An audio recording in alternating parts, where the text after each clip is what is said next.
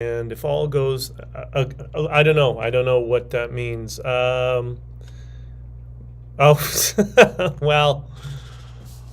at least you're doing something that's going to be valuable for you and hopefully is rewarding for you. So there's good and bad in everything, right? So I know it's a lot of work, but that's all positive stuff. Good morning, everybody. And you're probably wondering, what's he talking about? It's not in the morning. It's 1 o'clock in the afternoon. Well, for me, it's still the morning. Yesterday was a little bit nuts. I didn't. So I'll explain. I was trying to get home, my usual time that I would have been back Thursday, maybe around dinner time or whatever. I was in, where was I? I was in New Jersey. And so what happens, I go to, on the short hops, I'll go to the States. I'll do a delivery, stay overnight, go to a pickup, and come back to Toronto. And on a really good run, I will go deliver, then go to my pickup, sleep overnight there. There's one place I love that I kind of park next to the water, some pond, and it's completely black in the sticks sort of thing. And come back, and those times I'll be back a little bit earlier, maybe around 4 o'clock or so. Well, yesterday I arrived at my what's called the backhaul, which is to return back to Canada. And those businesses that you always wonder, how do they even function? They're so disorganized. Those sorts of businesses, well, this is what I ended up at. And despite the fact that I got there early for my appointment, I had to wait around for 8 hours. And because I've been doing so much work from my truck this past month, because I kind of doubled up because I'm trying to catch up on lost revenue from the Freedom Convoy, I exceeded all my data. So there I was in the middle of New Jersey waiting for I didn't know how long, and my internet connection was dubious at best. Like my main connection, that was already throttled and useless, so I had to use my American phone when I can't really use that for my computer. It's just not fast enough. And so I spent all day in just trying to catch up, to-do lists and all that, so whatever I could do without an internet connection, which is surprisingly little. And then I was in some Twitter spaces. So if you're a Bitcoiner, then I suggest go listening to Cafe Bitcoin. They're every morning, Monday to Friday. And yesterday was myself and Greg Foss and a few others in the space, and we were talking about many of the things that we're talking about here today. But anyway, so I was there for 8 hours, and by the time I was loaded, hooked up to my trailer, on the way back to Canada, and then I had to drop my truck off to be serviced, I didn't get home until 7:30 this morning. So it was quite a long day. So I just woke up, I don't know, an hour and a half ago, and I'm finally having my coffee and was scrambling to, what it's like to, I'm sure everybody understands this. I'm pretty busy. I'm involved in a bunch of different little projects and helping to consult on a couple of friends on projects and businesses they're starting down south and whatever. So I'm constantly, every day I have a full plate on my day, when I'm in the truck or not. When I'm in the truck, it's usually I'm on the phone and I'll do stuff from the destination. And if I'm in Toronto, I'm just in front of the computer all day. Do you know what it's like to have that sort of schedule, then lose an entire day? Wow, was it frustrating. So but I try to keep a positive frame. But when you see truckers who are on the road and sometimes a little bit perturbed, you might say, with some silly moves that people make in their cars, sometimes that's it. They're just waiting at their destination.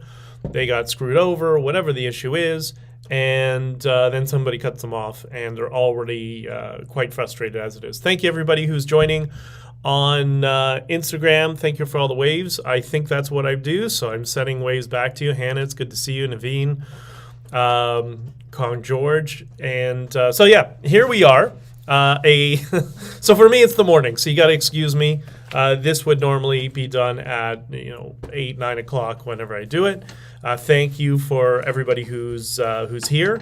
And once again, we're going to focus on all the positive and amazing things that are happening in the world. We're going to focus on acknowledging the freedoms that we have, that we're fortunate to have, and how we're going to expand them in the future, and how we're going to make the world a much better place for everybody, even the trolls, especially the trolls. I love the trolls. Good morning, K9. Good to see you. Good morning, Sonia. K9 says, hey, what do you think of Dean Blundell calling all of us fake news? That tweet about JT accuses me of being an extremist. I don't know the tweet. You know what? I'll have to catch up on it. I'll send me that in a DM, and I'll look into it for the next stream, which will probably be tomorrow if I can squeeze it in. But I have no idea what you're talking about. But I have spoken personally to Dean Blundell, by the way, about a year ago. He wanted to do some sort of, I have these podcasts that I work on. He knows some people that I know, and we were, contemplating, is this something where we can, join forces, merge something, whatever. He was suggested to me, and just, I didn't have any negative experiences with him. He was he's definitely more on the liberal side, but he was very much on the side of, at that time, we have to, respect one another irrespective of our differences. And we may have different points of views, but we can't, constantly harass people on the other side. So I was quite impressed. Now, was he giving me a sales pitch and being disingenuous? I don't think so. I didn't feel that way. And I didn't know him personally before. I knew him from the radio from when he was on 102.1, but I don't know. And I see his name's come up a couple of times around some different controversies.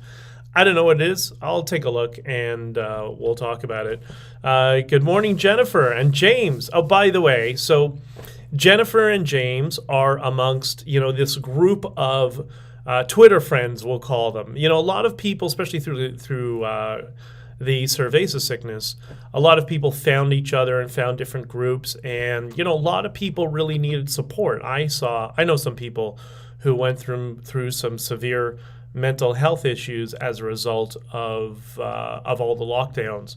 And it was interesting to see James and Jennifer's group. I don't know how I got onto it, but at some point I joined one of their Twitter spaces. And they're definitely, very concerned about what was going on in the world. And they had a whole range of different perspectives and worldviews. And Susana, buenos días, ¿cómo estás? But they seemed to build this really solid foundation and network of people that were on there almost every night, it seemed like. And they've gone this direction of positivity, and let's focus on the good things, because we are very fortunate in Canada, and we need to speak openly and invite people who disagree with us to come join us in our conversations. So you can find them on Twitter. I'll retweet some of their stuff, and the next time they have a space, I promise you'll enjoy it, because there's just a good vibe and a good feeling from them. And guys, if you're anywhere near Toronto, which I know, Jennifer, you are. James, I know you're not, unfortunately. But James, I'm sure there's a World Freedom Rally around you that's occurring tomorrow. And these sorts of rallies can really benefit from having people there who are taking the positive frame and trying to share it with everybody and help people get out of the state of anxiety so we can deal with many of the issues. So anyways, so that's my story about yesterday. And it's a good thing I got a very big and very comfortable truck with a very big cabin in the back. So if you're not watching this stream on locals like Aunt Beth is, and thank you for all the comments. Yeah, that's right. So if you follow, sorry, I'm getting messages all at once. HonkingForFreedom.locals.com. That's really going to be when we start issuing tickets for the book launch. We're going to be doing it from that platform first, so they will get preference for the first, there's only going to be just under 200 tickets. The capacity is 200, but there's a few people that have been involved in the book and have been helping that who want to attend, and a couple of guest speakers who are right now we're trying to lock up one of them and see if he's available. We're trying to make our schedules align. But the point is, so if you want to come to the book launch in Toronto, then join Honking for Freedom. That's going to be the first list that's going to get access to buy tickets. There's about 500 or so people following On Locals, and then after that, we're going to allow people who subscribe to the Substack, of which there's a new Substack coming out soon, which is going to upset some people. But the next list of people that will get the opportunity to buy tickets to the live event, the book launch, will be to the Substack. And I'm going to try to get that Substack out within a few days. And it's really going to upset quite a few people. But I did that. Have any of you done that Jordan Peterson Understanding Yourself test? It's really kind of interesting. It's a personality test of, I don't know how many questions it was, 50 questions, 30 questions, something like that, and questions that require introspection and being able to step out and utilize observing ego and evaluate yourself. So I think I got in, the 4th percentile of disagreeableness. So in a room of 100 people, I'm amongst the 5 least agreeable people in the room. And I don't think there's many people in the Conservative Party that would disagree with that. So I guess it works. All right. So a couple things I want to get into. First is teachers. Teachers. I grew up with a teacher. So I grew up with a teacher, and I was one of the worst students in my school for many, many years. Just as I was bored with school. I was very, I'm a creative thinker or whatever. I want, just kind of, I don't want to be dictated, and dictated certain ideas and have to fall within boundaries all the time. So I was a little bit rambunctious, and until my last couple of years of school, where I just kind of wanted to get out of there, and I gave it my all and did extremely well. But so I grew up around teachers, and so I grew up knowing about the culture of teachers. All industries and businesses, you're going to have different cultural traits, and teaching is one that has changed over the years, has gone to very woke left bullshit. So I remember hearing about this in 1988 or 89. Where Kathleen Wynne was the superintendent where I grew up, where I lived. And there was a new rule that the Ministry of Education was filtering through, that only women would be promoted to positions of vice principal or principal of a school. And this is 88 or 89. That's how far we're going back with this nonsense. And it was hysterical to learn of a couple of people, because I had friends whose parents were teachers as well and stuff, that the ministries was scrambling for these racial, we can call them now communist quotas because that's what they are, to implement them. And in a couple of cases, one specifically, I remember, the person who was put in charge was the principal of the school, if I'm not mistaken. Prior to that was a secretary, and had no concept of budget. Not that there's anything wrong with being a secretary, but you're just not qualified to be a principal. They're different roles, right? But because they wanted to have, they needed to have women at the top, they promoted people who had none of the skills, and the budget apparently within like 3 months was a complete mess in that particular school. And not because the person was a woman, again, has nothing to do with that. It's because they didn't have the qualified training to become a principal. So that's the woke rot that started in education in Canada in the late 1980s. And let's just say things haven't got much better. Yes, they're such a-holes, some of them. I was sent a link by a number of people, one of them being James, but a number of other people, of a school in Hamilton. For those of you who aren't from Canada, Hamilton's a small city, about 45 minutes from Toronto. It's like Canada's Newark, is the way I describe it, or I describe Newark, New Jersey as America's Hamilton. And if you know both those cities, you know how accurate that is. There was a teacher there who, in class, just decided, hey, it's time to make everything politicized again. So he starts talking about the Freedom Convoy to his students. And of course, what was it? It was a captured video. It's on Twitter. I think I shared it yesterday. A teacher blatantly smearing the Freedom Convoy. Everything that he was saying was factually inaccurate, and it wasn't even accurate in line with what the fake news said. It was even worse. So he had to trump the fake news and lie even more. And he said something like they raised $10 million, which is not true. We raised a total of $23 million, I think. And then he said something to the effect of, you know what? I can't play it here because my phone is there. Said something to the effect of, and what did the organizers do with it? They kept all the money. I'm like, oh, for fuck's sakes. Like, stop. It kept all the money. It was all blocked by the government minus I think there's a total of $6 million that got into the escrow account that the lawyers litigated on. I found a bunch of interesting stuff on that, by the way. We were lied to as well, but that'll come out in the near future. But that money is all in escrow pending this class action suit. What is wrong with people? Like, he's a teacher. Can he not read? Like, it's in court documents. It requires basic literacy. That's it. You just got to be able to read, dude. If you can read, go get the court documents and you'll see it. It's just really frustrating. And then he went on about Pat King. And like, oh, for fuck's sakes with this guy. I'm so tired of hearing him.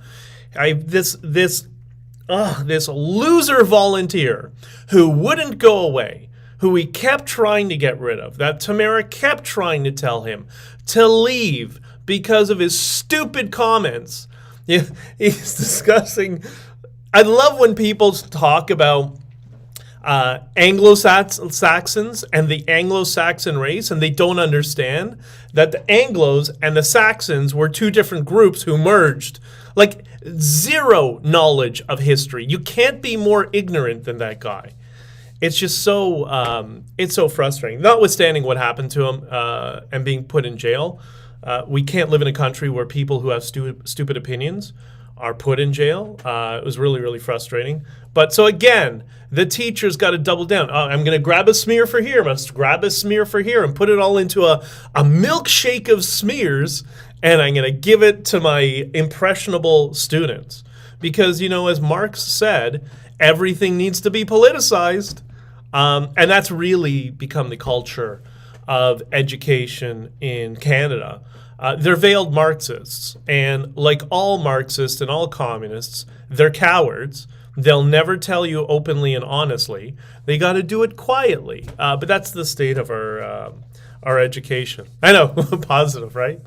Listen, it is what it is. If we acknowledge it, then we can work to fix it and deal with it, right? Schools are government institutions. They are, but you know what? I like Scott Adams' approach to this. I've mentioned him a couple of times on this stream. And, you know, all the lefties crow about systemic racism. And look, if you look at the letter of the law, no, it doesn't exist. But culturally, there can be some arguments made for it. But you know who causes systemic racism? You know who causes systemic racism? And this is how Scott Adams is framing it, and I think he's accurate. The cause of systemic racism, teachers unions. That's the cause of it. That's what Scott and a bunch of people are trying to focus on, and I think they're right. And that's for the U.S., and the same thing applies here, and I think it's even worse. Because think about it. For those of you who had kids, like I know we had this problem when I was in school. My parents wanted to send me to another school that was a little bit farther, just outside of my area, like in the bordering area. But I couldn't. Why? Because I didn't live there. Well, what the hell? I said to my parents, because it was a music school. I was always very good at music. And I said, I'll get on the bus and I'll go to the school that way. And but you're not allowed to. Why? Because teachers' unions, from collective bargaining, have forced you they've lobbied the government to ensure that you have to send your kids to the school in your area.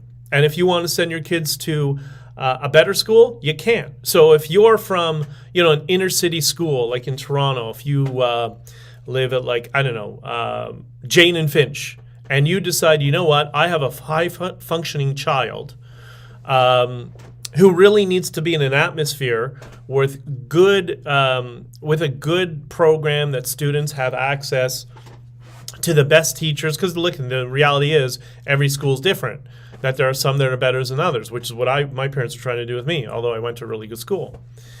But if you lived at Jane and Finch, and I don't know, you're a visible minority because they're all obsessed with race, and you have a high-functioning child, and you want to send that kid not to Jane and Finch, you're willing to take him to Lawrence Park Collegiate every day to be around kids, or I don't know, I'm thinking of another school, or Forest Hill Collegiate, for example, like these schools where you'll have access to children who are from the wealthier class, kids whose parents are high achievers. They're in a family and a culture of high achievers. So you live in Jane and Finch, you want to give your kid the opportunity to be in that atmosphere with those children. You can't, because the racist teachers and the teachers' unions have forced you to send your kids to the school that are full of gangbangers and guns and violence or whatever. And then they wonder why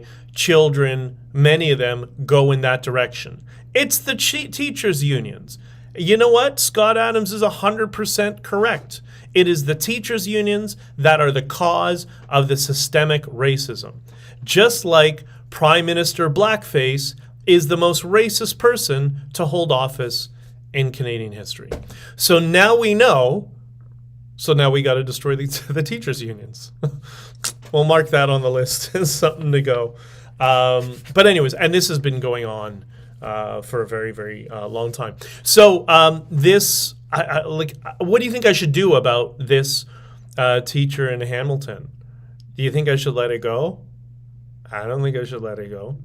Should I pursue it? Should we pursue it as a group? Should we deal with it? Find out who this teacher is? Should we take a positive approach or a negative or a more aggressive approach? How should we deal with them? Can we allow this teacher, who's part of this racist organization, the teachers' unions, should we allow him to continue to propagandize his students and out lie to them? Should that be acceptable?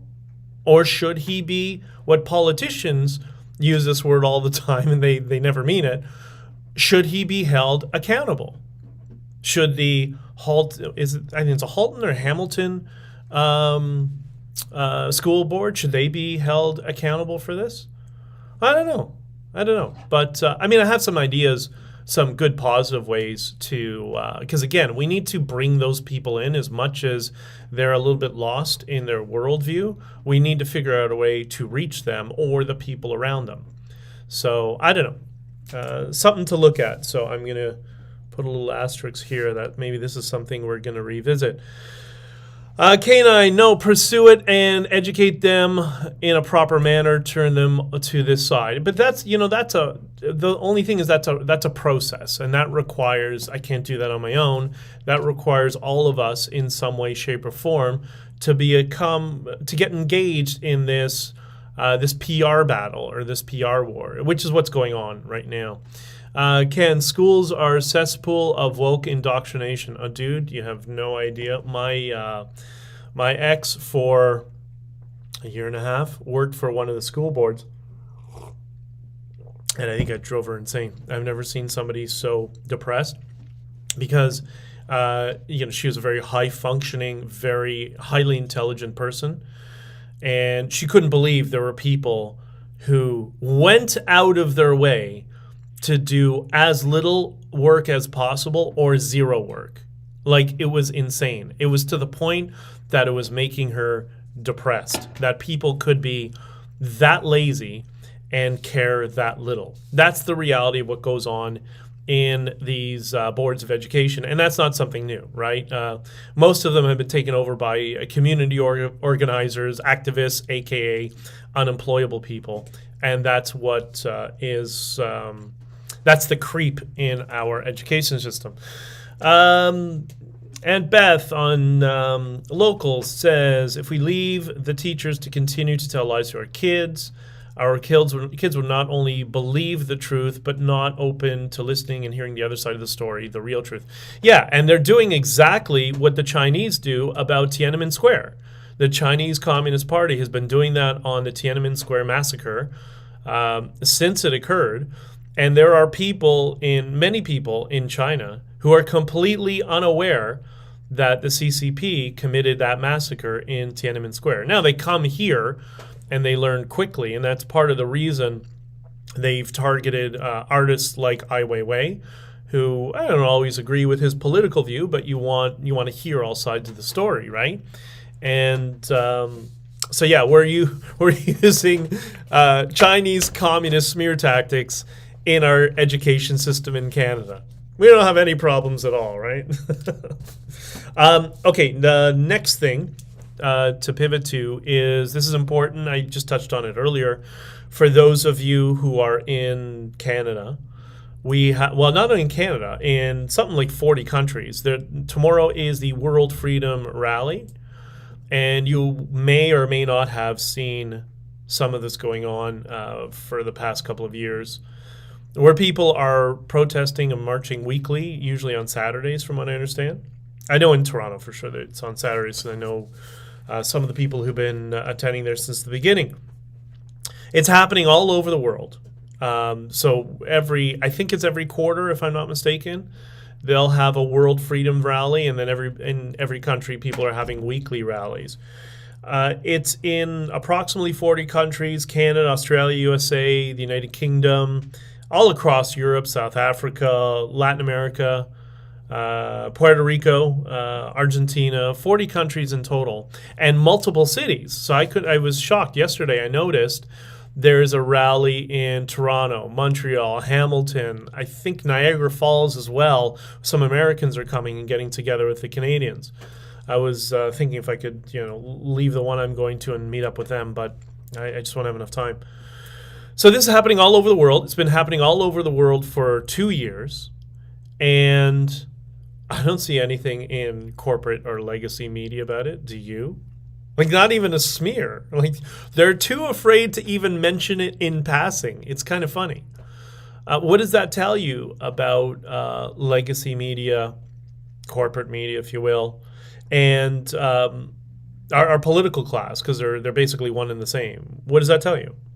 The fact that they can't even talk about it. I mean, obviously, from my perspective, I believe it shows you just can't trust them, which is one of many, many, many reasons they were banned from the Freedom Convoy press releases, press conferences, notwithstanding people doing their own rogue press conferences from time to time. But it also shows that they're worried. Well, why would they be worried? What would worry them? Maybe what would worry them is the whole message of peace, love, and freedom would resonate with anyone, just about anyone with a functioning brain could understand that. Is that what they're worried about? Like, God forbid somebody sees there's regular middle class, working class people that are getting together weekly and have been doing that for 2 years, just because they're concerned about protecting our freedoms and our basic human rights, right? Well, who's going to say no to that? Nobody, which is why I guess they're not going to shed light on it. I don't know. It's interesting. Maybe somebody can take some videos that will be posted of the World Freedom Rally and send them over to my mascot, Punchy McGregor, and see if he's aware of it. Maybe he'll come down there. Maybe we'll see Punchy. I think it'll be great. Anyways. But I think just the last point on this, I think the reason, why would that resonate with just about anybody? Because, human beings are kind of selfish. That's just our nature. And everybody cares about freedom for themselves.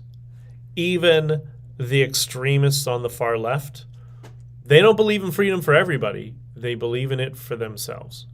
So that's why I think the whole message about freedom and inclusiveness and being open, and even these communist teachers in our Ministry of Education, usually the teachers kind of get caught up in it. That's why this video was so concerning. You see the odd teacher here and there that does that, but it's really, as I was always told growing up, those assholes at the board. Those are really the activists. But the teachers, the vast majority of them, overwhelming majority of them, they're just not political. They're just there because they want to teach kids and they want to enlighten kids. So that's why it's such an issue when you see a guy like this in Hamilton, which is why I'm thinking we maybe should figure out a way to broach this topic with him in a positive and peaceful manner. So if anybody can find out who that teacher is, don't put his name publicly. Like, don't you don't want him to play the victim card, but you also don't want any sort of negative things to be thrown his way. But if anybody can find out the name of that teacher in Hamilton that did it, and again I've posted it on my Twitter, let me know and let's figure out a way that we can maybe collectively try to reach them. Denise, a lie always needs to be called out. A lie always needs to be called out. So yes, he needs to be held to account. Yeah, maybe Doug Ford will do that. You talk about the biggest pussy in politics, that fat bastard. There's no bigger coward in politics in Canada than that schmuck. Okay, so the last thing just to touch on is this ongoing saga. And it's on my mind because we're working through the book so much. We've had a couple of people do read-throughs on the book, and the feedback has been overwhelmingly positive. Really, really good. And so I'm glad to see that. And that's from people who... one person was kind of lukewarm on the Freedom Convoy, didn't really, kind of a normie, but, smart guy. And somebody else, a couple of other people, there's, I think, 3 people now, from a variety of different backgrounds, but they have, knowledge in the space of literature and publishing and stuff like that. It's been very, very positive. I'll get to your comments in a second. So that's why this is on my mind and it keeps coming up, which is, who sabotaged the Freedom Convoy? Who, what group, what organization or organizations? Were there people on the ground who sabotaged? Were there people on the inside that Tamara and myself were dealing with who put this plan into motion? Or I don't know if there was a plan. Maybe people might have just kind of ad hoc, just kind of threw things together to, put a wrench in our spokes sort of thing. And maybe that was it, and they just kind of reacted in a way. But the, my bigger concern is starting to become now as we're putting all the pieces together and how this all functioned. My biggest concern is people's rationalization and ability to accept what actually happened, because I think people will be quite shocked to understand what exactly went on and this whole apparatus and how it all functions. I think it would shed a whole lot of light on this, and money that is flying all over the place for some of the initiatives that I'm sure you see, that I saw, okay, this is a great idea. Well, and then you find out afterwards that that might have been part of this strategic plan to sabotage. I always remember, like, a good example when this journalist wrote the story about the woman with the walker who was trampled by the horses, and he was told specifically by the senior editors of his newspaper, all the higher ups. So he got calls from cabinet members telling him he has to change the story, that a bicycle scared those horses, and that's why they reacted negatively and trampled them. And the way they respond, and by the way, just a little note on that, somebody mentioned in the last chat, and they were 100% right, those horses, police horses, are specifically trained in riot control. They're specifically trained not to react to a bicycle.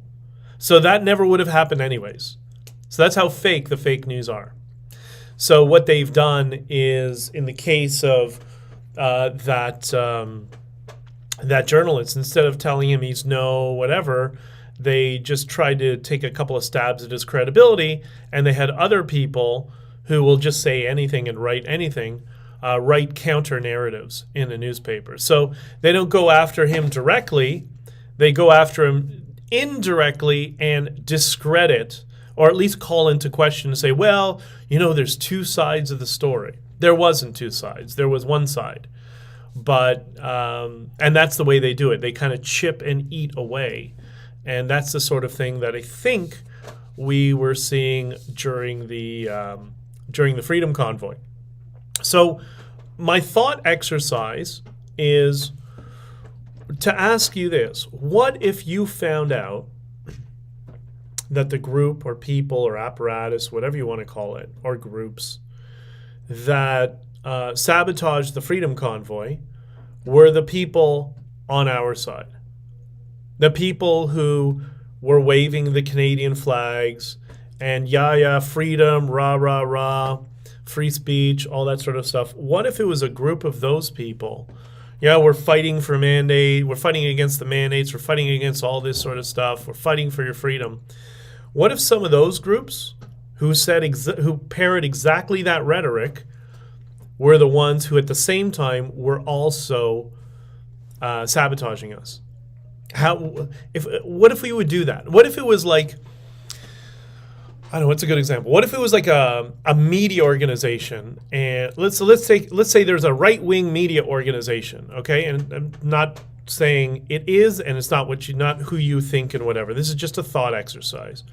What if it was a right-wing media organization that you trust and you go to all the time, and everything that they do you're on board with, within reason and all that sort of stuff, and then you find out they were a participant in sabotaging the convoy? Okay, I'm not saying that's what happened. That's not what I'm saying. This is just a thought exercise. How would you react to that? Imagine it's a news agency. If it was a news agency you turned on every day, you finally found something you trust, you think they're objective, they're great, and then you find out that they were the ones who sabotaged it. Again, that's not what happened, but follow me through this emotional thought exercise. How would you react to that? Like, this would be if this was an institution that you started to put a lot of faith in, and they were like the one sign of hope. Like, what if it was Tucker Carlson? Let's say it wasn't Tucker Carlson. What if you found out Tucker Carlson and his team were the ones who sabotaged the Freedom Convoy? Would you not be shocked and emotionally distraught and completely like, oh my God, I can't believe this is what happened? Are you ready for that? Because that might be on the level of what we're going to, if you're going to understand all the complexity and all the interconnected pieces that helped people ruin the Freedom Convoy. Because if you remember, after the first week and a half, before a bunch of people started meddling with it, the perception from the police, the response from the police was it's a peaceful protest, and this needs a political solution. All the trucks were parked where the Ottawa police told us, and the city of Ottawa told us where to park the trucks to ensure that there's enough space for emergency vehicles, like there were paths routed. So, the whole it was an insert. It was a, what do they keep calling it? Occupation. Yeah, that's right. Omar and his boyfriend from the West Bank. The occupation was in, they shut down Ottawa. Like, no, the trucks were where the city of Ottawa and the police told us to put them. And that, by the way, went on for a week. And we have emails and text messages to prove that, which is why this hearing is going to really lack credibility. Don't believe anything in this hearing, by the way. It's going to be a mess. It's just going to be more narrative. I'm going to talk more about that after the Freedom Rally. I'll get more into the specifics of that. But are you ready for the equivalent of Tucker Carlson? And no, Tucker Carlson didn't sabotage the Freedom Convoy. But somebody like that was a part of a group that intentionally sabotaged the Freedom Convoy and got all those truckers arrested and all the fines. It's because of them that those truckers were on the ground beating them. How would you feel, right? I kind of feel like I would understand why, and I'm no supporter of the far left, but I would feel like I would understand why they're so vicious towards the political right or political right media, So Hannah says, that would be awful, like you can't trust anyone. Yeah, writing this book has been an amazing exercise. Disappointing in some ways, I'll tell you that much. But the final product's going to be amazing. And I promise you, I'm giving a good product. This is amazing. I promise you, you're going to... My goal is I want to sell 1 million books. That's my goal. And I do have somebody who's going to contribute something to it that, thank God for him for doing that, that I think will help that. So just think about that. If it was that level of disappointment and that level of person involved in sabotaging the Freedom Convoy, are you ready to listen to that and accept it? Or will you slip into, because we all have this ability, to slip into cognitive dissonance and denial and say, no, that's not possible? Because I can tell you, I was there. I saw everything that went on, as you know, was involved in everything behind the scenes as much as possible. And it's, at least from the messaging standpoint. And what I was missing was what was going on in the other areas. But that's what we've managed to put together and piece everything together in making the book. And now it makes sense, where I would put a message out and people would be doing the complete opposite. And I was pulling my hair. It's what the hell are they doing? Well, now I understand why. So more on that. We'll go on that journey together. Questions, comments, and then we're I'm gonna have to run because I gotta figure out what I'm gonna say tomorrow. By the way, you think I should give a formal speech or just talk tomorrow? I think maybe we should just talk, right? That's kind of what I'm leaning towards, because I think this is gonna be a good opportunity for us. I want you guys to come down, because so many of you during the convoy and after, we've kept in communication. People send me DMs. I can't keep track of all the messages I get. And it would be so nice to finally just be face-to-face and be able to talk to a bunch of you for a couple minutes here and there. I really miss that, So, and I also didn't have that. I was robbed of that during the convoy when I broke my ankle. So the first few days, I was walking around, meeting different people, whatever, and then boom, in the hospital, surgery, doped up on Deloitte and all this sort of stuff. Anyways. Okay, so Ken says, when your message is peace and love to the people that hate you, that is not a form of mockery. Surprise it is. Well, I don't know. It depends on your intent, right? Mocking is very, very powerful, and sarcasm is very, very powerful. But it depends how you're pointing it and in what direction. So for me, when I interact with somebody who's an activist on the other side, I think I mentioned this before, and this is not new to me. I think somebody told me Ben Shapiro's given a talk on this too, and this is not Ben Shapiro's idea either. This is just persuasion and marketing, that you're going after the people around them. You're not going after the activist. You're trying to reason with the people who the activist is protecting themselves with. You're trying to chip away at the wall around them.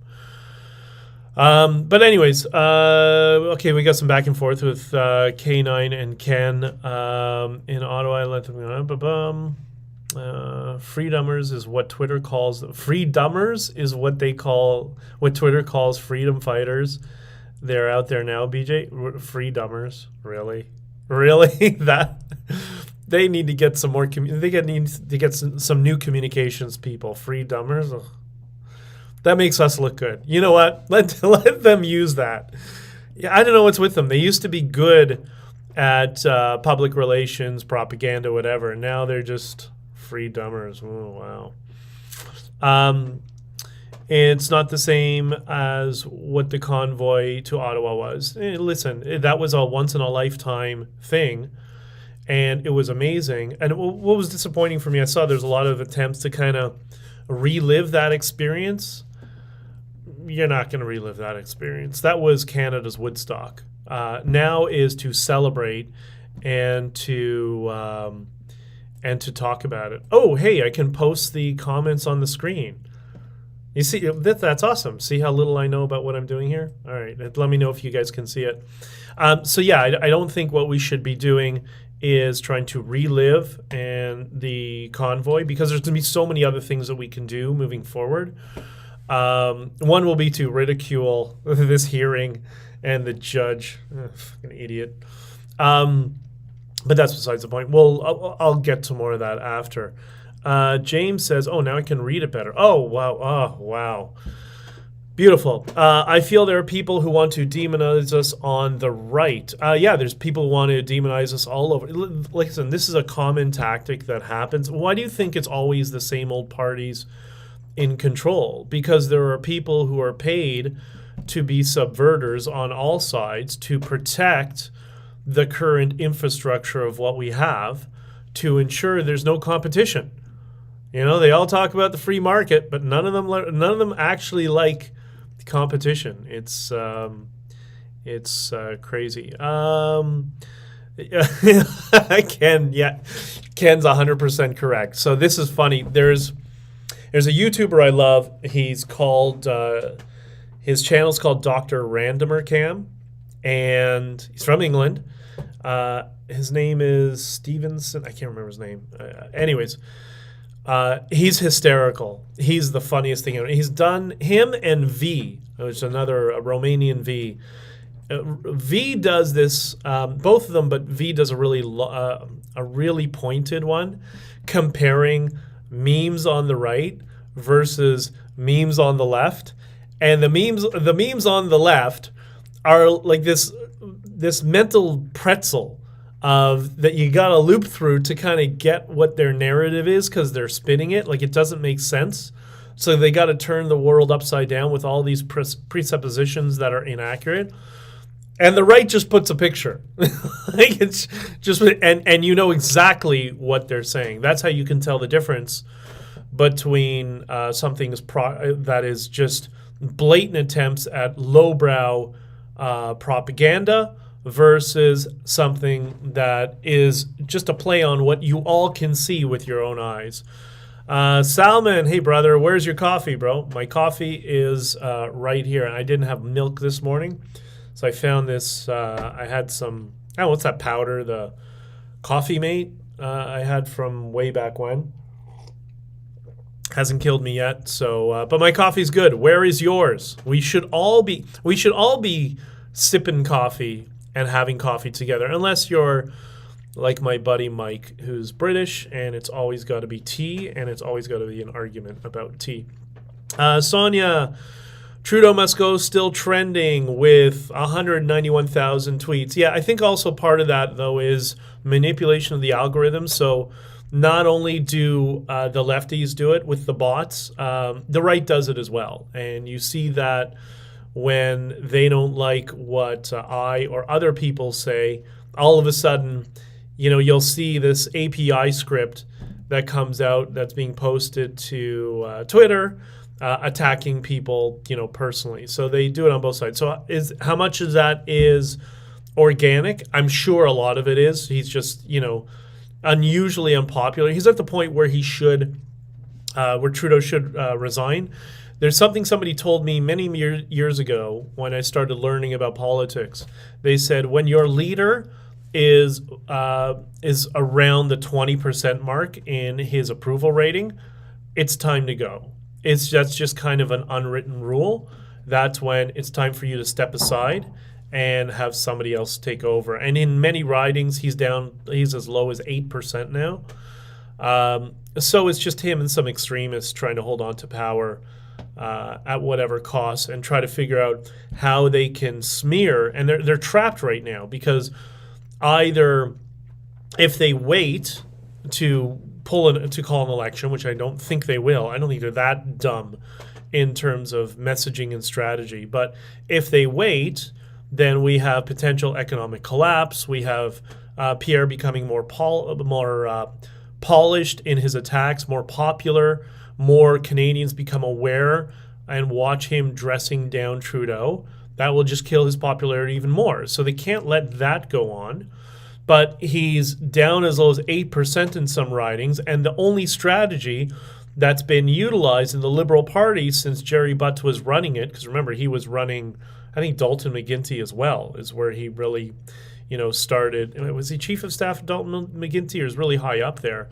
That's when it was no more liberal policies. It was just public shaming and smears like we're a communist country. And so that's the only strategy he's got. So, they're trapped right now. And my guess is they're going to try to go full force, dump a whole ton of resources into smearing and destroy the reputation of Pierre Poilievre to try to capture a majority, or at worst, end up with another minority. But then, you shouldn't have chosen Pierre Poilievre because you lost again. I think that's what they'll try to do. At least, if I was on their side, that's what I would do. I think that would be fine. A salmon, that's not in a paper cup. Yeah, this should be a paper cup. Hey, man, climate change. What are you using paper, man? And I remember every time I think of that, I was in, was it a Starbucks in Miami, if I'm not mistaken? And so I get like an iced coffee or a frap or whatever it was, and it's in a clear plastic cup with a clear plastic top, but the straw is paper, because that's what's going to save humanity. Like, the fact that people can't put this all together is absolutely astounding. Hi, Dave. Davi. Okay, so Ken Paisley, coffee mate never goes bad. Okay, well, sure, because it's a chemical. So I'm gonna be safe here today. Okay, a couple of comments that were posted, and then we'll call it a day, and I can start my morning, even though it's 2 o'clock. I mentioned last time Trudeau, the quantum computing idiot, that when he did that whole stage thing with the CBC, and he talked about that he was explaining quantum computing, just taking a basic explanation from Wikipedia and regurgitating it. He probably tried to memorize it all night long.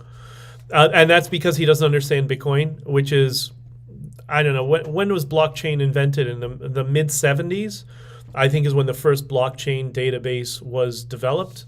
And the reason blockchain databases are not used across platforms is because it's really secure, but it's the slowest form of database. It's secure if you have it decentralized, right? That was kind of the big difference of Bitcoin. So he doesn't understand what a blockchain is, but he understands quantum computing. Like, people will just believe anything at this point. There's your evidence that people are not rational thinkers. We all make emotional decisions. Anyways, so somebody posted in the comments this, and I didn't realize this until I remembered afterwards. when Trudeau talked about quantum computing, it was a deflection. And the person says, when Trudeau, okay, well, let's say blackface. When blackface broke into his quantum computing lesson, the question he was asked was regarding ISIS. And that's so true. So they're trying to ask him about ISIS, kidnapping Yazidis and burning them alive, and how are we going to rescue and help these people, whatever. And dipshit goes into some fake thing about quantum computing. He memorized that as a deflection for something. Hey, BJ, did you hear the guy who hacked GSG has been raided by the FBI and OPP? Oh, took all his computers. Give, send, go. He's begging for money for the lawyer, living out of his car now in Oshawa. He's Canadian from Oshawa? I didn't know that. Okay, so that is amazing. Okay, FBI, OPP, you're back in the good books here. So for those of you who don't know, the guy who hacked into the Give, Send, Go database and called himself a cyber terrorist and bragged about him. He's clearly unstable on some sort of meth or whatever. You can tell by the multicolors of his hair, pink, yellow, green, whatever it was. So we were all, for the past several months during the convoy, that became the source from the government. That, digital terrorist, that guy is good enough for the government to work for. My guess is probably that's coming from the U.S., because you saw Governor DeSantis, Ted Cruz, and others were very aggressive with how the Canadian government was behaving around the truckers. And that's cyber terrorism. That's really, and that's what he confessed to. And, I've been telling people this for a long time, and Canadians, we don't like to admit this, but this is the reality. 80% of our economy is dependent on the United States. 80%. At the end of the day, we do what they do. Not always, not with every issues, whatever, but very serious issues like this, we're going to follow their lead. And something that I learned years ago, and this is the sorry state of Canada right now, is you saw this with the Danforth shooter that nobody wants to talk about and pretend that it didn't happen, even though I was supposed to be right in front of that restaurant that night. They apparently got a call from, I believe it was the FBI, the RCMP got a call warning them that this guy is about to move and to do something. And then it's always like, oh, okay, we'll do something. Because you have Brenda Lucky, or Lackey. Lucky, I can't pronounce her name, or Pierre Poliver. I'll explain that in a second. But so we've gotten to the point where many of our law enforcement in Canada have been relegated to security guard for the United States. So when the United States says you have an incident here, go there and deal with it. That's when they act, right? That's why they were late to the Danforth shooter, and they're late to this too. But hey, they're doing it. Let's be positive and let's give them credit for that. That's great. And K9, if you can send me a link for that, I'd really appreciate it. I want to look into it a little bit further. Not so much for some Schadenfreude, well, maybe a little bit of that. But yeah, send it off to me, and maybe we'll talk about that next time. The other thing is, so last time I kept saying I asked people, how do you pronounce Pierre's last name, Poliver or Polivery? And I'm hearing both. So I thought it was Poliver, and then I went on Mark Petroni's show early in the week, and he pronounces Polyev, Pierre Polyev. So is it Polyev or Poliver? I don't know, but it's making me nuts. We have a guy who's running for prime minister. Nobody knows how to pronounce his name. So there's some idea for Pierre's PR team, Ontario Proud or Canada Proud. Have fun with that. The fact that nobody can pronounce his name. That's a lighthearted, funny way just to talk about him more and more. That will resonate with regular people who are just not engaged in politics. That's at least what I would do. Okay, so BJdichter.substack.com. You're going to want to join for when we start releasing tickets for the book launch and the live event. So be there or be square. That's where Aunt Beth and some other people have been watching the live streams on Locals. They're going to get the first dibs at tickets for the book launch. Next will be those of you who follow on my Substack, BJdichter.substack.com. So Locals is honkingforfreedom.locals.com, BJdichter.substack.com. And just in general, because there's all sorts of platforms now. There's Minds, there's a Twitter group, Honking for Freedom, BJdichter or Honking for Freedom. One of those two things interchangeably. You'll be able to find me, myself, everything, all of us who are working on this stuff, because it's not just me, obviously. Even the book was, was a team effort to put this book together, which is why it's so good. It's so good. I'm very excited.